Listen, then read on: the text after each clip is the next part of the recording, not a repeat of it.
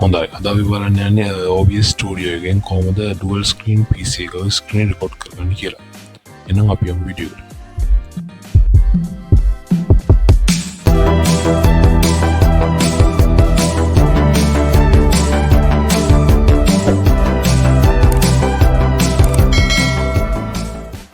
හරි ඉතින් ඉස්සෙල්ලම කරන්න තියෙනවා OBS Studio එකට ගිහලා මෙතන setting කියන එක click කරන්න.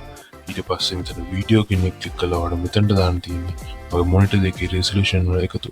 ඉතින් ඔයාලට මොනවාගේ මොනිටර් දෙකේ රෙසලූෂන් එක බලා ගන්න ඕන නම් මෙන්න මෙතනින් ගිහලා ඔයාගේ මෙතනින් මොනිටර් එක සිලෙක්ට් කරලා ඒ දෙකේ අගයන් දෙක බලා ගන්න පුළුවන්.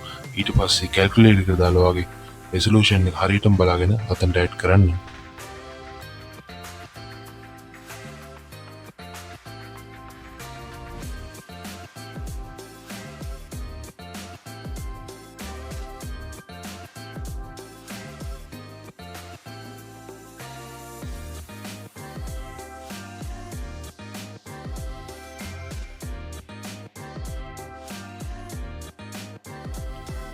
එහෙන් බලලා ඔයාගේ රෙසලූෂන් එක මෙතනට ඇඩ් කරගන්න ඕනේ.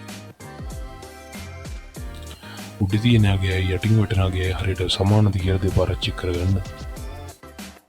හරි ඉතින් අපි පළවෙනි පීරරේ දැන් අපි බලමු අපේ secondary monitor එක මේ මෙතනට ඇඩ් කරගන්න කොහොමද කියලා. ඉතින් අපි මෙතන plus icon එක ටිකලා display capture කියන option එක තෝරගන්න.